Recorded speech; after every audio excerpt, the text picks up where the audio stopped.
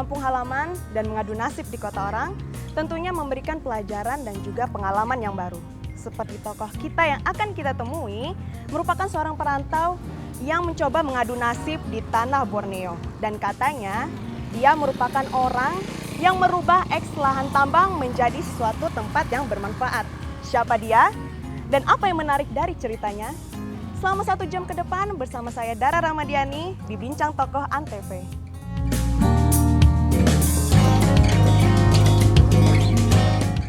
Permisi Pak, mau bertemu dengan Pak Suharso? Oke, kasih Pak.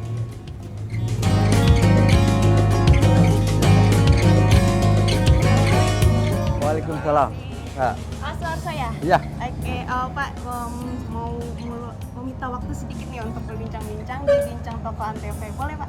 Boleh. Oke, Silakan. Oke. Kasih dulu Mas. Silakan. Ya. Oh ya. Makasih dulu, Mas. Ya. Makasih Oke, iya. Ya, silakan. Sekarang saya sudah bersama tokoh yang melakukan sebuah perubahan dari eks tambang menjadi tempat yang bermanfaat. Tapi sebelumnya kita akan berkenalan dulu siapa sih sosok narasumber kita saat ini. Dia adalah Pak Suharso. Ya, bagaimana? Apa kabar Pak? Alhamdulillah baik. Alhamdulillah baik. Gimana? Oh, dari Antv ya? Iya.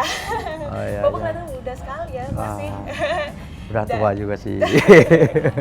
Oke, sebelum masuk ke topik di mana bahwa Bapak pernah mengubah eks tambang menjadi tempat yang bermanfaat, saya mau tanya dulu nih, benar nggak sih Bapak itu adalah seorang perantau dari Magelang kemudian ke Kalimantan? Bagaimana itu ceritanya? Iya.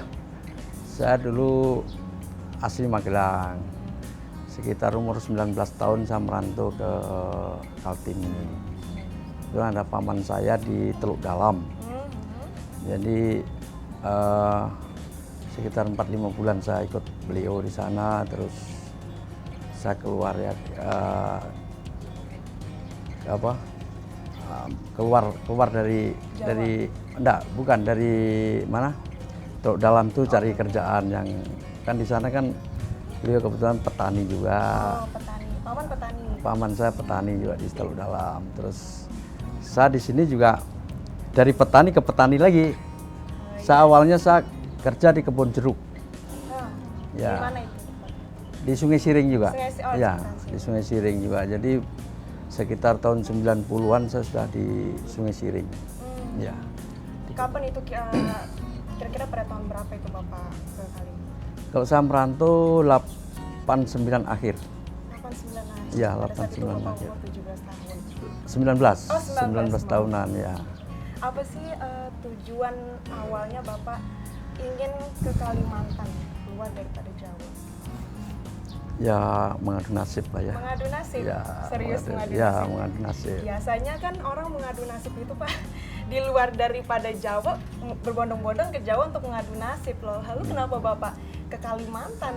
Karena kalau lapangan kerjaan di Jawa kan ya tahu sendiri lah, kalau nggak ada skill apa ya susah ya. Ya. Ya, persaingan di sana luar biasa. Berbeda kalau di Kalimantan mungkin ya pada saat itu kan lapangan kerjaan masih banyak. Tinggal kita aja semangat bekerja. Ya. Mencoba untuk mencari peruntungan di Ya. Kalimantan. Ya. Lalu pada saat itu Bapak sudah lulus SMA? Saya waktu itu sekolahnya saya STM tapi nggak lulus saya, jujur aja nggak lulus ya. Jadi SMP lah lulus saya ya, SMP aja. Tingkatan lulus. SMP. Ya. Lalu bagaimana dengan orang tua? Apakah orang tua mendukung Bapak untuk datang ke sini? Ya sangat mendukung. Beliau pesan pada saat itu yang saya ingat betul sampai sekarang itu ya Le itu kalau bahasa Jawa itu anak ya, anak atau anak laki-laki ya. Kamu merantau yang kalau bekerja yang benar-benar kerja, yang jujur gitu. Ya insya Allah orang tua akan mendoakan kamu. Ya. Merestui untuk Bapak datang ke sini. Ya. Lalu setelah sewaktu Bapak datang ke Kalimantan nih, menginjakan kaki dan berniat untuk mengadu nasib, merubah nasib dan mencoba mencari peruntungan. Apa benak Bapak waktu pertama kali menginjakkan kaki di Kalimantan? Ya yang jelas pada saat itu apa ya, kepingin lebih baik aja. Karena kalau untuk dicerita seperti sekarang ini kita tidak pernah mimpi juga. Cuman ya itu tadi, bekal itu tadi ya, pesan orang tua tadi begini, kamu merantau kalau kerja apa saja ditekuni yang benar, di apa ya, dihayati atau di apa ya, pokoknya di ini Benar-benar dikerjakan. dikerjakan dengan yang baik, yang ikhlas gitu. Insya Allah akan rezeki Lancar. akan datang gitu loh. Siap. Lalu orang tua di sana apa pekerjaannya? Petani juga. Petani. Ya, petani juga.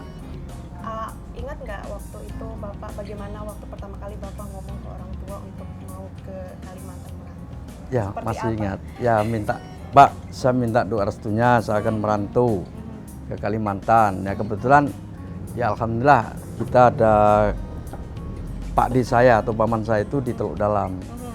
Jadi saya untuk tempat tinggal sudah langsung ke sama Pak D. Sekitar 4-5 bulan saya ikut beliau. Nah, terus saya merantau kembali di luar daripada Teluk Dalam itu.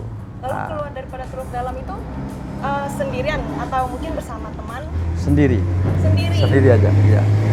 Bermodalkan apa itu? Berbekalkan apa? Sendiri keluar daripada paman. Bermodalkan apa ya? Modal informasi sedikit-sedikit. Oh, di sana ada kerjaan. Nah, seperti itu. Kemudian waktu Bapak keluar daripada Teluk Dalam, terus kata Bapak bertani. Bertani apa? Jeruk, kebun jeruk. Kebun Saya ikut di kebun jeruk. Orang Chinese juga namanya Pak Sukiman. Di Sungai Siring juga. Ya. Dan pada saat itu memang tahun 90-an itu 89 sampai 90 itu kan asal kita mau kerja insya Allah. Iya, apalagi kita ya. kerja keras. Ya. Sekitar berapa lama Bapak bekerja? Sekitar 2 tahunan. 2 tahun? Ya, ikut di kebun jeruk gitu. Ya. Lalu apa yang membuat Bapak berhenti bekerja sama orang tersebut, bertani itu? Apa yang dalam pikiran Bapak sehingga Bapak berhenti untuk bertani lagi sama dengan paman Bapak? Nah, terus setelah itu saya dari kebun jeruk itu keluar di kampung Jalan Makassar yang sampai saat ini kita masih ada di sini ya, di kampung Jalan Makassar tercinta ini ya kan. Nah, itu kita berkebun. Itu Bapak sendiri? Ya, saya sendiri. Kalau dulu saya ikut orang ya. Ini mencoba Sekarang kita mencoba kerja sendiri. Jadi saya tanam sayur-sayuran, lombok, terong ya, semacam itu. Lalu setelahnya bertani, lalu kemudian mencoba untuk mengambil ilmu kali ya dengan orang sebelumnya. Ya. Setelah itu sendirian? Sendirian. Bantuan dengan Enggak, teman? sendirian aja. Ya. Sendirian? Ya, sendirian. Selama kurun waktu? Ya, sekitar Sendirian tadi? 4-5 tahun ya. Iya. 4-5 tahun? Ya, 4-5 tahun. 9, ya sekitar 4-5 tahun. Merupakan sebuah gimana ya, muda tapi mau untuk berusaha sendiri, itu merupakan sesuatu yang wow, walaupun hanya bermodalkan cuma untuk bertani sawi dan lain, tapi punya bisnis sendiri. Berarti memang dari awal, dari muda Bapak sudah ada jiwanya. Saya memang ya alhamdulillah, itu pesan orang tua tadi, bekerja keras. Bahkan sampai sekarang. Sampai sekarang saya ketimbang di kantor lebih banyak saya di lapangan. Di lapangan. Iya. Motivasi yang saat ini masih terbenak di pikiran Bapak dan sampai terbawa sampai sekarang. Ya. Lalu setelah itu kapan Bapak kemudian balik lagi ke Magelang? Sering saya. Sering. Dulu?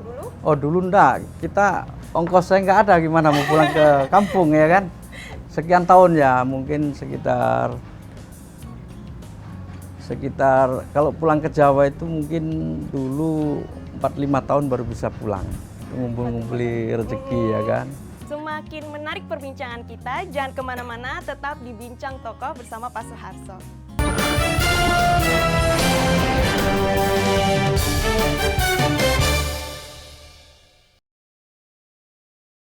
Di sini kami memberikan berita aktual dan secara langsung. Laporan langsung dan terhangat. disaksikan warga dari berbagai penjuru dunia. Punya banyak berita seru. Paling update langsung dari lokasi. Masih terus digelar oleh Polsek Kebayoran Baru. Langsung dari Simpang Gadok, Ciawi, Bogor, Jawa Barat. Dan pastinya menghibur. Masih soal hewan nih. Misalnya Selamat Malam Indonesia pengen tahu sejarahnya. Boleh. Kenapa nyindennya bawa-bawa ular? Selamat Malam Indonesia, Senin sampai Jumat jam 12 malam. TV.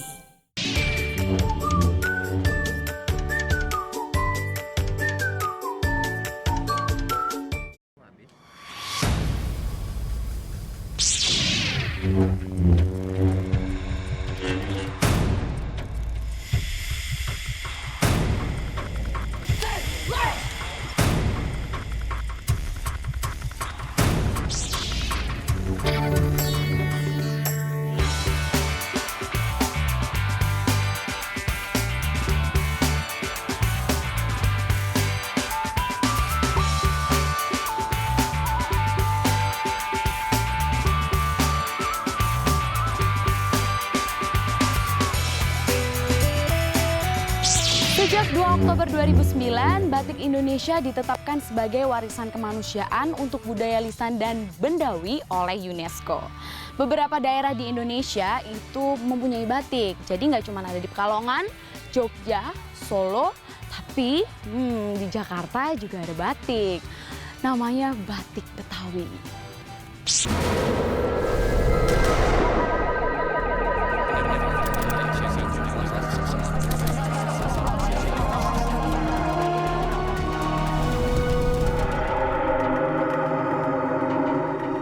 2016, status masih nggak jelas. You single, in Indonesia single.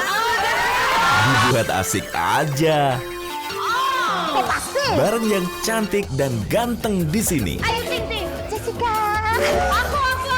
Cewek. Siapa sih? Dijamin jadi jago ngegombal. Kelapa muda bikinin jamu. Cakep. Cowok tampan yang kamu cari sudah ada di hadapan kamu.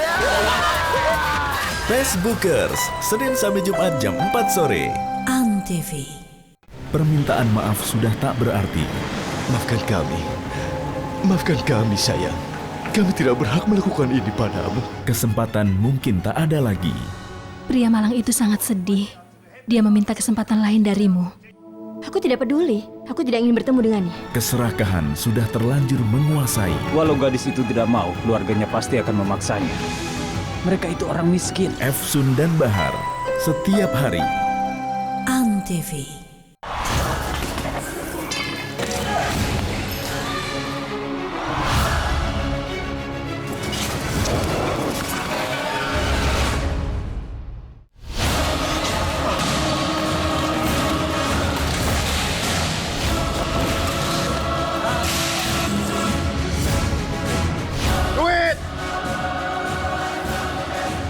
Takut.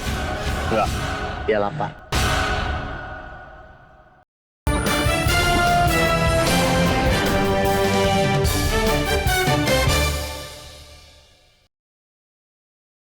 Kembali lagi di Bincang Tokoh, tentunya masih bersama Pak Suharso. Nih, Pak, berbicara tentang masa kecil Bapak, bagaimana sih masa kecilnya seorang Pak Suharso sewaktu di Magelang ya?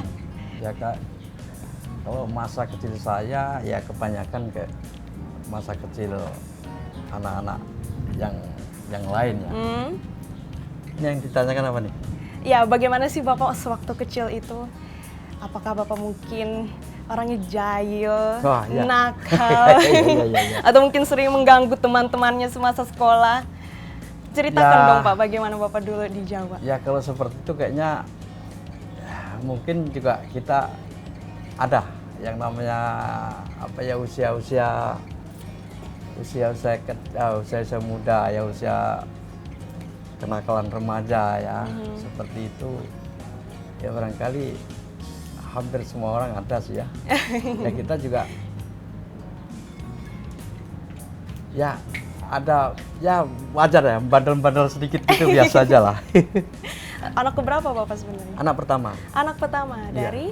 Dari 5 bersaudara. 5 bersaudara. Iya. Apakah Bapak anak laki-laki sendiri? Enggak, Oh, saya tidak. anak laki 3 lelaki. Jadi adik saya ini laki-laki terus perempuan, laki-laki lagi terus perempuan lagi. Berselang-seling Pak ya? Iya, berselang-seling. Ada tidak saudara yang ikut merantau dengan Bapak di Ada. sini? Ada. Ada 4 orang yang 3 orang, 3 orang. Jadi 4 orang sama saya. Berarti 4 orang saudara termasuk Bapak Ya, di sini. di sini. Lalu yang satunya Ada di Jawa. di Jawa. Atau orang tua ya apa ya membantu orang tua. Membantu menjaga orang tua di sana. Ya. Itu awalnya apakah Bapak yang mengajak atau mungkin kemauan dari saudara-saudara Bapak melihat Bapak mungkin sudah sukses di sini? Jadi gini Mbak, saya kesini itu adik-adik saya itu nusul saya atau bahkan ikut saya itu saya masih biasa aja, masih belum dianggap ada berhasil itu belum. Oke, Ya, lalu? Masih sama seperti Bapak dahulu? Ya, masih. Artinya saya nggak ngerti sih yang namanya berhasil itu seperti apa, kurang paham ya. Jadi dia nusul saya itu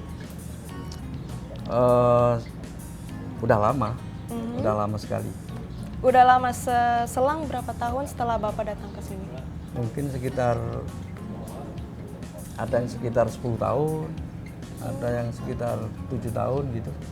Tapi itu Bapak belum sampai sekarang ya, Ya, belum, keadaannya? Belum seperti sekarang. Ya dia juga, adik-adik saya itu ikut saya itu masih susah juga lah ya. Masih susah juga? Masih susah. Sama seperti Bapak Ya. datang ke Pak Ade? Enggak juga sih. Enggak. Atau langsung ikut Bapak nih? Ikut saya, langsung ikut saya. Oke. Kemudian balik lagi sewaktu Bapak berkebun, berapa sih awal-awal Bapak income-nya, pendapatannya pada saat itu? Ya, yang penting cukup makan aja, Cukup makan hidup aja ya, karena itu kan kebun-kebun kampung aja ya. Tempat tinggal pada saat itu? Di Jalan Makassar tercinta ini. Oh, di sini juga? Iya, di sini. Apa itu? Mungkin ngontrak? Enggak, rumah sendiri ya. Kebetulan ikut mertua saya. Terus dalam keadaan sudah menikah? Ya, saya pindah setelah dari kebun jeruk itu saya kan keluar itu saya menikah. Dan istri saya orang Dayak Bahau. Ya. Di sini juga? Ya, di Jalan Makassar ini juga.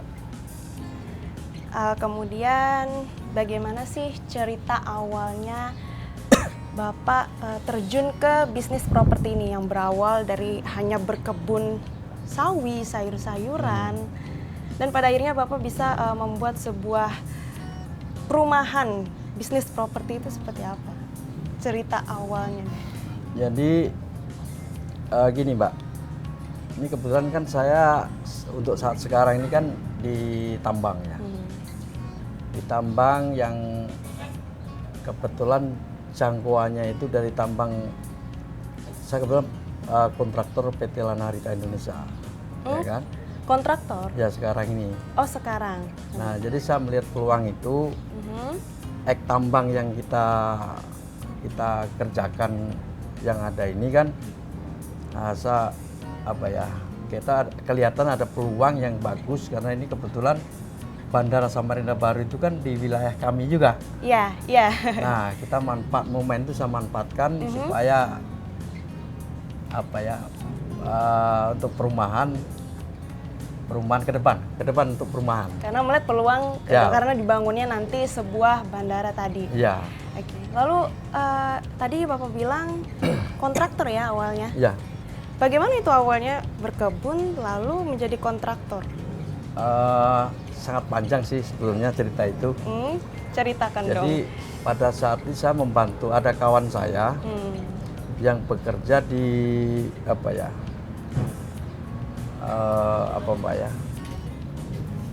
yang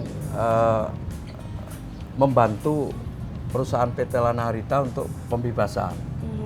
Nah saya disuruh membantu untuk perintisan, untuk pengukuran lahan yang telah dibebasin sebagian gitu. Nah, karena saya ingat sekali pesan orang tua saya tadi, kamu kerja, jangan melihat hasil dulu, kerja yang maksimal, yang benar. Jujur, insya Allah akan rezeki akan datang. Itu. Nah, sehingga setelah berjalannya waktu, yaitu ada bandara mau dibangun. Nah, terus ini kebetulan lingkungan dekat kita ya kan. Nah, kita coba tambang yang saya kerjakan, ya kan. Itu saya manfaatin untuk membangun perumahan. Iya. Oke, baik. Dan kemudian Bapak adalah seorang perantau, dan perantau itu pastinya datang pun ke sini hanya kenal dengan Pak D tadi. Dan untuk mencari pekerjaan dan apalagi membangun sebuah usaha bisnis properti, pastinya kita membutuhkan atau memiliki jaringan yang luas, ya. Nah, bagaimana Bapak membuka dan membuat jaringan tersebut? Nah, saya menyikapi hal itu belajar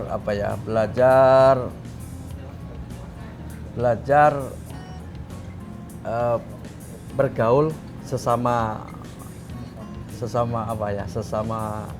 orang atau sesama manusia yang baik lah. Yang baik. Iya. Menjaga hubungan dengan mereka-mereka yang mungkin bersilaturahmi sama kita yang baik. Nah, di situ kadang-kadang pergaulan itu kan ada yang cerita bisnis, cerita ya itu kita tampung ya, kita ya kalau kata Islam punya ablun nanas kita perbaiki. Oke. Dan lalu kemudian menjalankan sebuah bisnis besar itu pastinya merupakan sebuah usaha yang sangat sulit, dan pastinya di dalam sebuah bisnis itu ada kendala-kendalanya. Nah, apa sih kendala-kendala yang Bapak rasakan? Kalau kendala sih sebetulnya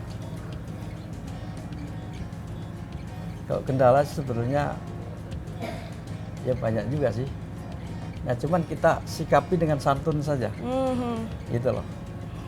Ya namanya perjalanan tuh lingkungan pro dan kontra itu kan pasti ada.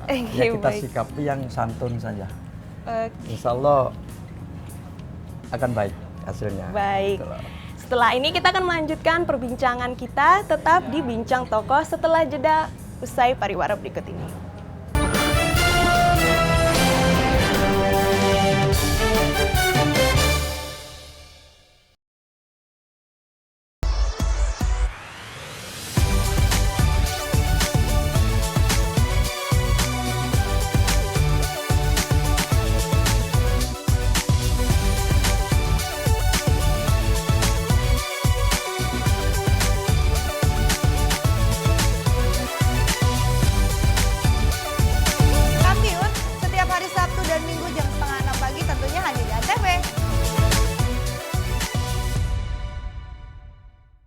Di sini kami memberikan berita aktual dan secara langsung. Laporan langsung dan terhangat disaksikan warga dari berbagai penjuru dunia. Kita punya banyak berita seru. Paling update langsung dari lokasi. Masih terus digelar oleh Polsek Kebayoran Baru. Langsung dari Simpang Gadok, Ciawi, Bogor, Jawa Barat. Dan pastinya menghibur. Masih soal hewan nih. Selamat Malam Indonesia pengen tahu sejarahnya. Boleh. Kenapa nyindennya bawa-bawa ular? Selamat Malam Indonesia, Senin sampai Jumat jam 12 malam. Acara paling seru favorit pemirsa. Ketemu lagi The New Eat Bulaga Indonesia. Seru-seruan di pagi hari. 38. Cakep Dewi Kramasya, cakep. Dapat hadiah keren. Dapat jodoh keren. Ya, bosnya Patati. The New Eat Bulaga Indonesia, Senin sampai Jumat jam 8 pagi. Antv. Pesen juri sih cuma satu. Mama, jangan sampai resep keluarganya dihancurkan oleh anak. Mama jadi harus konsentrasi. Potong apa? Jangan ajak ngomong mulu apa. Api unggun keluar cepetan. Biar nggak tambah hancur. Ya Allah, tobat 7 turunan. Ya. Anak setan banyak apa? Dapur Mama Seru, Sabtu dan Minggu jam 11 siang. Antv.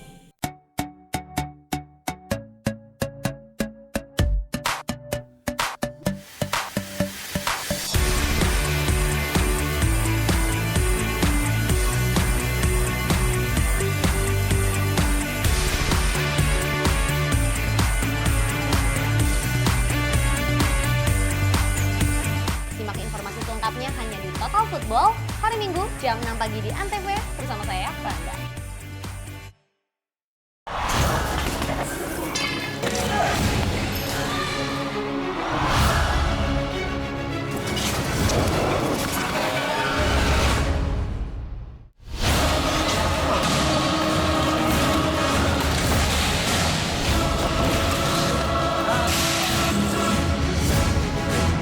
Duit!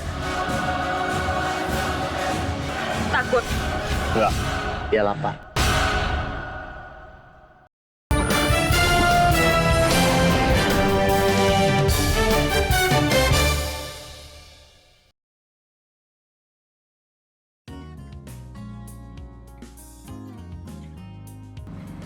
Nah pemirsa, sekarang saya sedang bersama salah satu tokoh masyarakat yang ada di Sungai Siring ini. Selamat siang Bapak. Selamat siang. Dengan siapa? Dengan Pak Muhammad Haji Herudin Nur. Oke, Bapak sudah lama mengenal dengan Pak Suharso selama tinggal di Sungai Siring ini. Kebetulan saya kenal dengan Mas Suharso ini udah cukup lama, Pak. Sudah cukup lama. Lebih kurang hampir 30 tahun yang lalu. 30 tahun. Betul, betul. Tinggal di sini sudah berapa lama? Saya hampir 40 tahun tinggal di sini. 40 tahun? Iya. 30 tahun bersama. Kemudian dari 30 tahun sudah mengenal Pak Suharso. Itu kira-kira pada saat Bapak umur berapa itu? Saya sudah punya keluarga juga. Sudah punya keluarga, punya anak satu waktu itu saya kenal sama beliau. Terus pandangan Bapak sendiri terhadap Pak Suharso sendiri bagaimana? Oh, luar biasa. Luar biasa. Beliau ini memang pemuda yang gigih, ulet, rajin, dan beliau juga memang amanah, jujur, dan bekerja keras. Memang luar biasa memang Mas Suharso ini. Apa sifat yang membedakan di antara yang lainnya mungkin sehingga dia sampai sekarang menjadi seorang yang besar di sini? Jadi begini, mungkin saya utarakan sedikit. Di mana beliau juga tadinya juga orang yang petani, ya, seorang petani. Tapi petani beliau itu adalah petani mempunyai istilahnya manajemen. Nah, di samping manajemen juga beliau bekerja tidak mengenal lelah, ya kan? Tidak mengenal lelah untuk menuju keberhasilan. Di samping itu saya katakan tadi Mbak, beliau jujur luar biasa dan gigih. Luar biasa beliau ini memang. Saya tahu persis. Itu yang membedakan Pak Suharso dengan yang lainnya. Dengan yang lainnya. Oke, kemudian apa sih kontribusi yang Pak Suharso berikan terhadap masyarakat yang ada di Sungai Siring? Wah, ini luar biasa, Mbak. Luar biasa. Jadi saya katakan mengenal beliau itu sudah hampir 40 tahun, Mbak. 30 tahun lah saya mengenal beliau. Yang persisnya beliau ini memang termasuk manusia yang jenius, terus beliau juga bergaul dengan masyarakat tuh tidak pilih-pilih. Yang anak-anak, yang muda, yang perempuan, ulama juga beliau tidak akan pilih-pilih. Jadi beliau itu memang itulah manusia termasuk, saya katakan jenius beliau. Mas Suharso ini memang luar biasa beliau. Nah di samping itu beliau juga terhadap masyarakat di sekitar, khususnya di Kelurahan Sungai Siring ini, kalau ada misalnya ada sarana ibadah yang masyarakat minta bantuan, beliau langsung saja membantu. Membantu terutama masalah ibadah. Terus masalah sarana prasarana jalan misalnya, itu juga beliau langsung membantu. Itu memang luar biasa lah beliau ini. Kayak seperti makan juga, kalau memang ya dulu kita zaman susah 20 tahun 30 tahun yang susah di sini kan.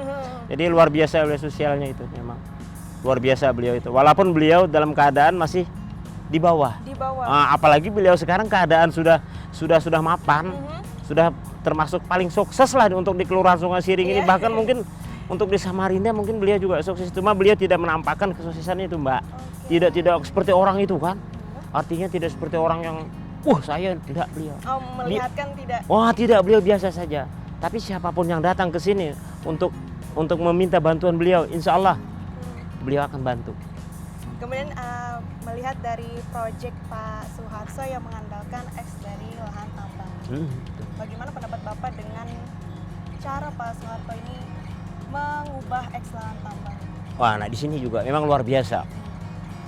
Memang beliau ini jujur saja Mbak, beliau lahir di Jawa, di Jogja kan? Ya. Tapi beliau, hati beliau, jiwa beliau itu ditanamkan untuk Sungai Siring Mbak, untuk kelurahan Sungai Siring.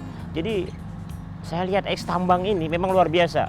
Di mana-mana mungkin Mbak kan lihat tambang-tambang itu pasti ditinggal kan, berlobang-lobang. Beliau tidak, peduli dengan lingkungan. Wah luar biasa memang, dengan lingkungan itu luar biasa. Mbak lihat aja sekarang di sekitar sini. Coba, ini tanaman-tanaman penghijauan ini. Luar biasa memang beliau. Itu dari Pak Suharso? Dari Pak Suharso sendiri. Luar biasa memang beliau Mbak, memang luar biasa. Jadi beliau juga dengan lingkungan itu peduli sekali. Peduli sekali dia. Makanya kami termasuk, saya tokoh sebagai salah satu tokoh masyarakat Sungai Siring Mbak. Saya berdoa kepada Allah semoga Mas Suharso ini dipanjangkan umur. Ya kan. Jadi masyarakat, anak-anak cucu kami nanti melihat keberadaan beliau karena beliau masih muda. Iya. Masih muda. Kalau saya sih udah tua Mbak, saya udah tua. Berarti besar sekali pengaruhnya Pak Suharso ini terhadap di lingkungan Sungai Siring. Sungai Siring memang luar biasa, memang luar biasa. Nah makanya tadi untuk Samarinda dikatakan Sungai Siring ini adalah sebagai bencana. Bencana. Kenapa begitu? Gini ceritanya, kalau memang tambang itu karena di hulu ya, kan ini kan di hulu. Kalau hujan katanya akan banjir di Samarinda, tapi nyatanya tidak. Bahkan kita sekarang ini Pak Suharso ini, Mas Suharso ini benar-benar untuk meminit sedemikian kecil lah supaya air yang keruh itu tidak ke Samarinda lagi.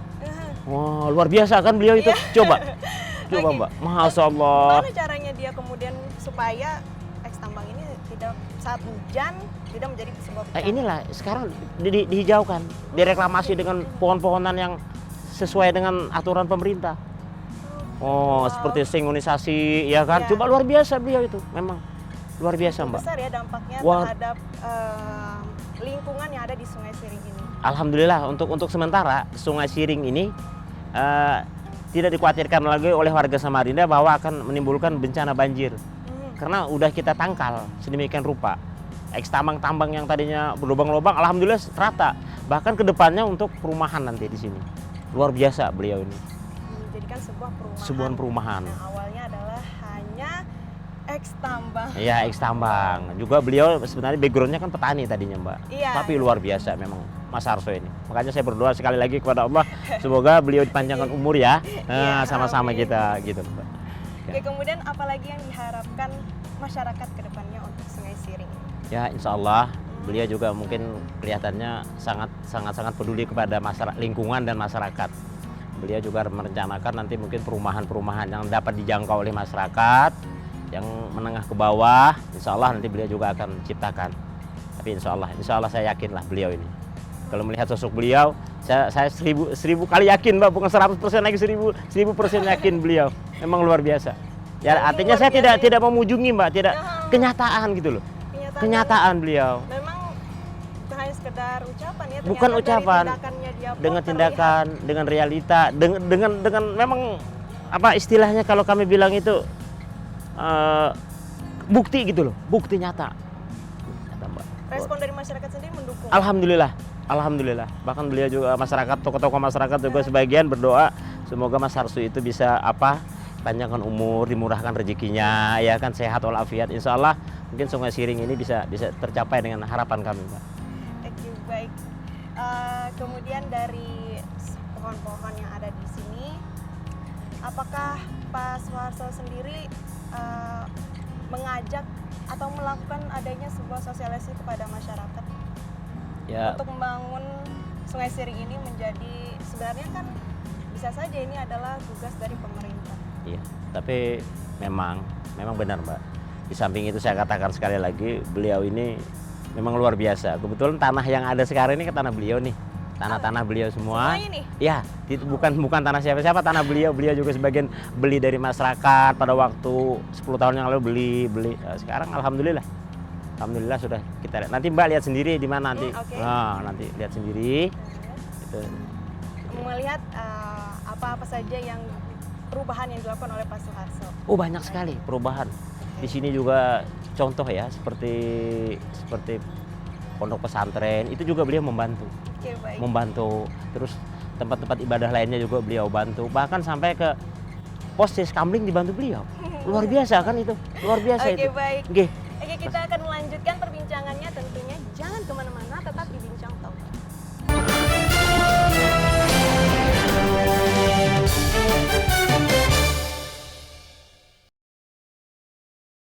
Di sini kami memberikan berita aktual dan secara langsung. Laporan langsung dan terhangat. disaksikan warga dari berbagai penjuru dunia. Kita punya banyak berita seru. Paling update langsung dari lokasi. Masih terus digelar oleh Polsek Kebayoran Baru. Langsung dari Simpang Gadok, Ciawi, Bogor, Jawa Barat. Dan pastinya menghibur. Masih soal hewan nih. Misalnya Selamat Malam Indonesia pengen tahu sejarahnya.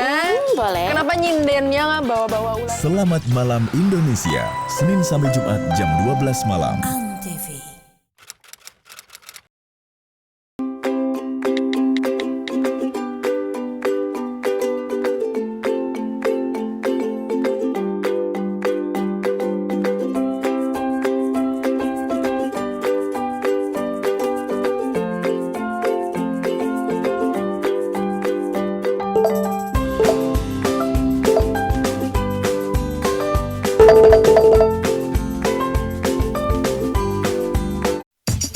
Kejutan Antv hadir untuk warga Cengkareng.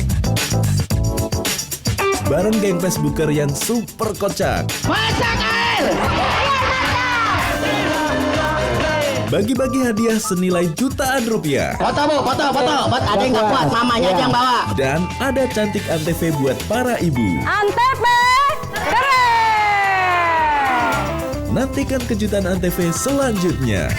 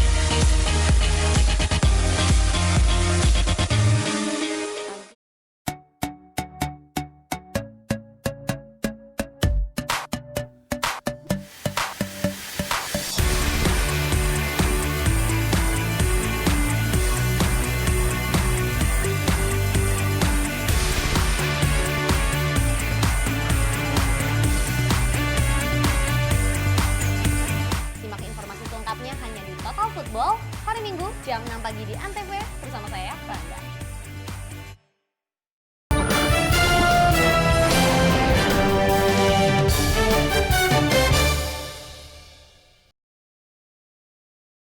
Sekarang kita kembali lagi di Bincang Tokoh. Nah Pak, sekarang kita tepatnya ada di mana sih ini? Di peternakan sapi. Peternakan sapi. Ya. Ini ya eks tambangnya? Iya, eks tambang. Wow, yang kemudian dirubah menjadi tempat peternakan sapi. Iya, peternakan sapi. Ini sapinya tadi dari mana ya Pak ya? Ini Saya lihat dari sana tadi. Dari kebun, dari tempat tempat umbaran ya. Kemudian dia ke sini. Ya. Kemudian eks tambang ini kira-kira berapa sih? Ini yang sudah terpagar itu untuk untuk ternak sapi ini kurang lebih 80 hektar. Itu baru tempat peternakan sapi? Iya. Iya. Semuanya? Kalau semua sih luas kita ya. Berapa kira? Luas aja Eks lah. tambangnya. Eks tambangnya luas kita. Cuman yang daerah sana kita peruntukkan untuk sawit. Itu sudah mencapai kurang lebih 300 hektar. Wow. Yang ketanam sekitar 200. Nah, Sekitar 200. Selain dari sawit? Selain dari sawit, kita udah coba untuk bikin kolam ikan. Yang Mbak lihat tadi di sana tadi, Iya. itu perencanaan lagi sekitar 1,5 hektar. Yang sudah ada itu ada kolamnya ada 4 hektar, ditambah untuk kebun apa itu, kebun jeruk buah ya. Selain sawit, kemudian juga perkebunan jeruk. Ya. Dan ini juga salah satunya peternakan sapi. Iya, sapi. Lalu ini kan eks tambang nih Pak. Biasanya kan eks tambang itu lubang dan lubang. Lalu bagaimana cara Bapak sehingga membuat ini menjadi sebuah tempat jadi perkebunan, peternakan? Ya kita kadang-kadang melihat melihat kalau kita berkunjung kemana itu bagian-bagian yang bagus, kita bawa pulang ya untuk kita nanti. Kebetulan saya berikan pemilik pengawas ya, karena ini saset sendiri. Nah, jadi saya katakan sama pengawas lapangan itu, inilah nanti untuk seperti ini dibaiki. Nah sehingga seperti ini. Pasti ada kendalanya dong. Alhamdulillah kira-kira kendalanya? Kendalanya sih kendalanya sih yang terlalu berat nggak ada. Yang jelas ya kita sikapi aja. Apa yang kendala yang muncul itu apa ya kita sikapi dengan baik lah. Insya Allah sebesar kita niat untuk memperbaiki, insya Allah. Insya Allah akan menjadi sesuatu yang bermanfaat gitu. Kemudian SOP dari perusahaan tambang itu sendiri, itu bagaimana sehingga membuat menjadi tempat yang bermanfaat seperti ini? SOP dari tambangnya seperti apa? Ini kalau dari Lana sendiri ya, dari Lana sendiri kan kebetulan Lana ini kan PKP 2P. Nah dia memang sangat ketat sekali untuk reklamasi, perbaikan itu memang dikontrol sama KTT-nya Lana, ya kan. Nah, sehingga kita tertanam kerja yang mungkin bagus lah ya, seperti itu. Siap. Ya. Terus kenapa ada pemikiran untuk membuat eks tambang ini peternakan, perkebunan? Apa sih tujuan Bapak sebenarnya? Nah ini kan sebetulnya kan ini eks tambang ini yang dulu kita punya rencana untuk perumahan ke depan. Nah ini kan untuk pematangan kan lebih padat ya. Sebelum perumahan itu kita bikin, kita mesti pematangan lahan kan perlu. Jadi ini sambilan, usaha sambilan yang melibatkan warga setempat. Karena yang namanya tambang itu kan mesti punya skill. Nah masyarakat lingkungan kan kadang-kadang nggak ada ya, artinya cuman punya kemauan mau kerja.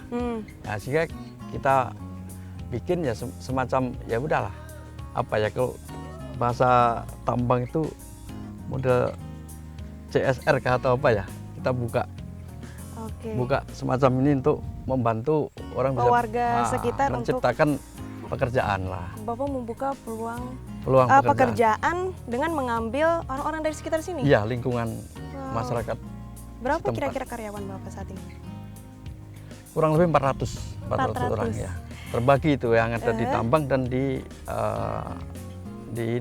kebun. Itu totalnya ya, dari totalnya, semuanya. Kurang lebih 400. Apakah itu semua kebanyakan ngambil dari masyarakat di Sungai Siring ini? Ya kalau yang skill ada juga yang dari luar, yang dari sini juga, yang bisa juga ditambang atau. Tapi kalau yang semacam kayak gini lingkungan aja. Oke. Yang Terus di kebun-kebun. dari sapi ini sendiri, ini didatangkan dari mana? Apakah dari Kaltim? Ini saya beli, terkadang-kadang orang jual ada 10, ya lokal aja. Oh, lokal aja, semua. ya, lokal aja, ya. Selain diternak, apalagi nih yang Bapak gunakan, apa yang Bapak kelola lagi dari sapi ini? Apakah diternak saja atau dijual, atau mungkin dari sapi ini dikelola manfaat dari sapi tersebut? Pupuknya bisa untuk pupuk-pupuknya itu bisa untuk penggemburan tanah. Selain terus kalau untuk saat ini untuk dijual, kayaknya belum pernah jual sapi saya. Lalu? Ya itu untuk Lalu apa? digunakan untuk apa sapi-sapi? Persiapan untuk kurban. Untuk Ya, jadi nanti setiap tahunnya yang sudah layak untuk kurban saya kurbankan. Gitu. Hanya untuk dikorbankan saja, bukan untuk dijadikan sebuah bisnis. Sementara itu seperti itu. Seperti itu. Karena saat ini ya alhamdulillah kita bersyukur juga adanya PT Lana Harita dari tambang itu kan rezeki datangkan dari sana ya. Oke. Saya penasaran nih Pak. Bapak tadi sudah menjelaskan luasnya eks tambang ini yang sekarang sudah jadi punya Bapak. Ya. Itu pasti membutuhkan modal yang sangat besar. Ya. Bagaimana Bapak awalnya melakukan bisnis ini dan mencari modal itu tersendiri? Ya, kalau permulaan itu alhamdulillah kita waktu buka tambang itu Mbak kita dipinjam ya, ada pinjaman dari bank pada saat itu tahun 2010-an. Ya. Lalu setelahnya? Setelah itu alhamdulillah bisa jalan dengan sendirinya. Oke. Ya. Kemudian akhirnya bisa memiliki luas tanah yang berpuluh-puluh hektarnya. Ya. Oke. Kemudian dari pro kontra sendiri dalam melakukan bisnis ini seperti apa? Kalau pro kontra yang apa ya, yang berlebih sih kayaknya nggak ada Mbak. Ya tinggal kita aja nyikapi aja. Mesti di suatu tempat apa ya namanya usaha apapun ya namanya pro dan kontra pasti ada. Ya kita sikapi yang santun saja, insya Allah akan membuahkan yang lebih baik. Gitu. Lalu kiat-kiatnya nih, kan dalam dunia bisnis itu semua orang bisa yang namanya membuka atau mencoba untuk membuka sebuah usaha, sebuah bisnis. Tapi yang paling sulit adalah mempertahankannya. Nah, gimana cara kiat-kiat Bapak untuk mempertahankan bisnis hingga pada akhirnya yang berawal dari meminjam kemudian berkembang. Ya. Kalau itu apa Mbak ya? Ya kita jalani aja Mbak. Kita usaha yang maksimal, kerja yang giat. Ya insya Allah dan kita syukuri Mbak. Kita syukuri ya. Kalau tidak disyukuri biar kita namanya manusia itu dikasih banyak juga kurang. Iya. Ya kita syukuri yang ada, kita kembangkan pelan-pelan seperti apa. Jadi ngelihat situasi pas mungkin lagi slow ya kita slow gitu Mbak. Oke pemirsa, apalagi nih kiat-kiat yang akan diberikan oleh Pak Suharso selanjutnya. Jangan kemana-mana, tetap di Bincang Tokoh.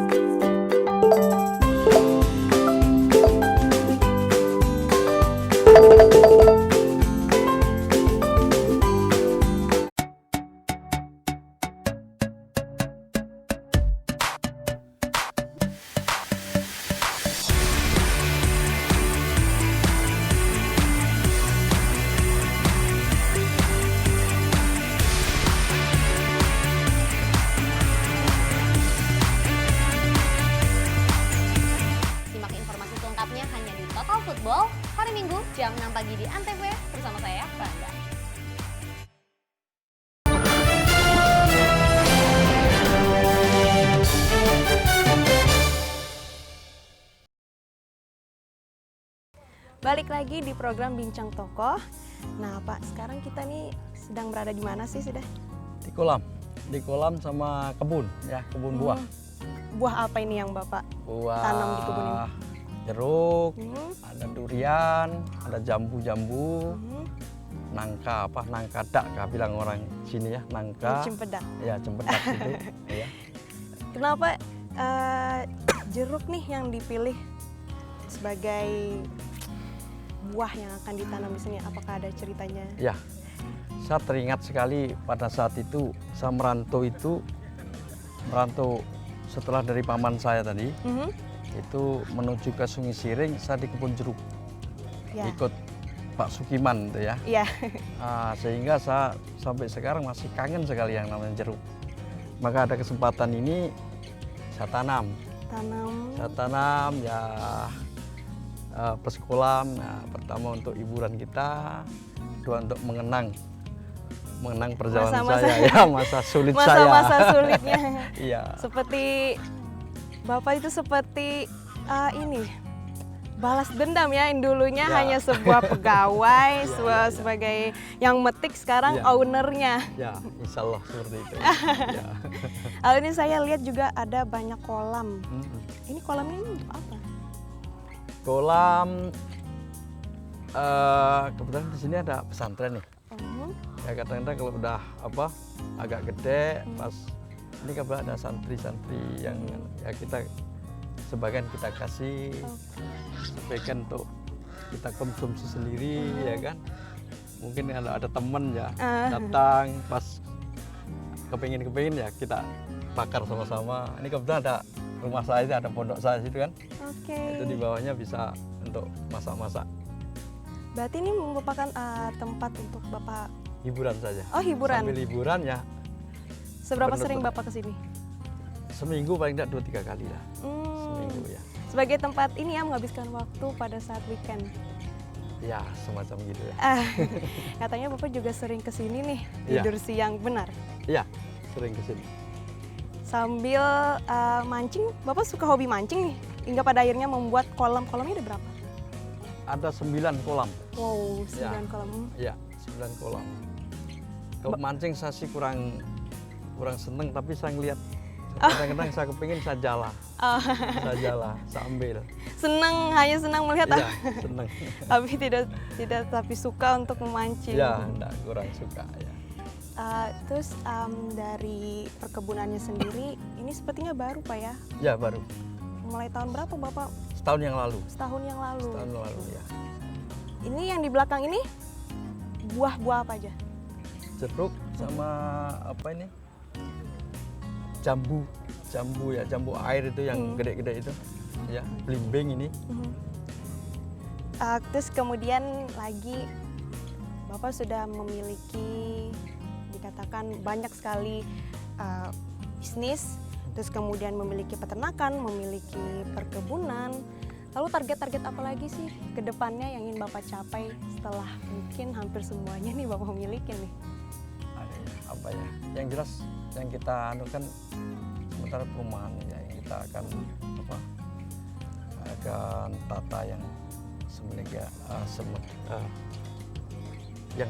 yang akan saya tata betul itu. Perumahan. Berarti Bapak benar-benar memfokuskan saat ini untuk perumahan. Ya. Itu baru satu tuh proyeknya? Proyek perumahannya? Ya. Baru itu? Baru. Cuman ke depan nanti perkebunan sawit yang kita akan. Perkebunan sawit yang setelahnya nih? Ya, setelahnya ini. Setelah dari perumahan tadi? Ya, sambil bareng ya? Barengan ya. Membalance ya. Untuk keduanya. Ya. Nih Bapak itu dari muda, waktu umur kalau tidak salah tadi 25 tahun ya, sudah memiliki kebun sendiri. Oh iya.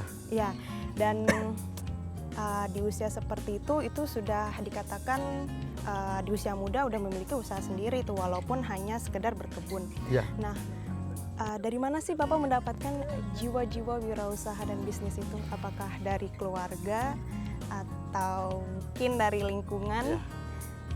Kalau itu dari keluarga juga, kebetulan kalau dari nenek, kakek, ibu saya itu kan memang pedagang.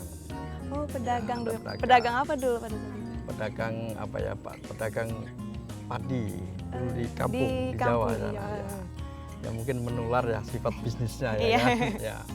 Kalau apa itu semangat kerja mungkin dari keluarga bapak saya ya, dari orang tua saya. Ya, itu. Makanya beliau berpesan kalau bekerja yang semangat, Oke. yang jujur. Ya, kalau itu berdoa. Itu setelahnya karakter apa sih yang harus dimiliki seorang wirausahawan? Ya kesungguhan aja yang benar. Kesungguhan. Niat yang kuat, tekad ya. Itu aja, kurasa seperti itu. Yang Ya. lainnya? Yang lainnya kalau modal kan harus berjalan ya. Oh, iya. Kalau modal harus berjalan. Jalani saja. Jalanin saja. Iya. Tidak ada mungkin Bapak ke depannya saya harus ini, tapi Bapaknya menjalankan aja. Saya tetap saya jalani aja. Ya nanti ke depan saya belum tahu yakin ya. Usaha apa yang pas itu saya belum yakin gitu. Cuman ya kita jalani yang ada aja. Jalani aja yang ada. Ya. Untuk kiat-kiat nih untuk seorang pembisnis yang mungkin ingin memulai usaha, apalagi zaman sekarang kan banyak entrepreneur yang muda, banyak pembisnis yang masih berusia muda. Nah, apa nih kiat-kiat Bapak untuk membuka usaha itu seperti apa sih? Ya kalau yang baru memulai ya semangat bekerja, Semangat. rajin. Ya. Ya semangat rajin kurang lebih ya. Ya. Terus komitmen. Komitmen. Soalnya kalau misalnya tidak ada komitmen pasti Susah. Samarinda ini lingkupnya kecil ya Mbak. Iya, benar. Muter-muter kalau wah ini kurang pas kan, kurang pas juga. Setelah itu bersyukur apa yang kita dapat ya, kita syukuri, kita nikmati ya. Ya berdoa itu, berdoa yang terpenting berdoa. Ya. Harapan Bapak untuk Sungai Siring ini seperti apa? Harapan saya untuk Sungai Siring kalau ya jadi Samarinda baru ya, yang ramai karena kebetulan bandara dekat, ya. Jadi kota apa ya, kota mandiri ya, wah. Insya Allah dari mereka bisa apa ya, mengambil hikmahnya. Kalau mau cerita siapa saya juga orang susah juga Mbak. Seperti itu ya. Tips saya itu tadi, giat bekerja, semangat ya, terus komitmen insya Allah. Berdoa itu penting sekali. Maka saya berkali itu berdoa itu. Ya itulah tadi kiat-kiat dari Pak Suharso. Memang untuk membangun sebuah usaha kita harus yang namanya niat dan juga komitmen. Ada sebuah pepatah bilang bahwa untuk melakukan sebuah usaha kita harus action more and talk less. Nah, Pak, terima kasih sekali. Ya. Bapak sudah memberikan waktunya mengajak saya ke peternakan, Ya. kemudian ke perkebunan, Ya. dan yang paling penting adalah memberikan tips-tips tadi karena ilmu tadi itu adalah ilmu yang sangat mahal. Demikian Bincang Toko episode kali ini. Siapa tokoh inspiratif selanjutnya? Saksikan Bincang Toko di episode selanjutnya. Saya Dara Ramadiani. Sampai jumpa.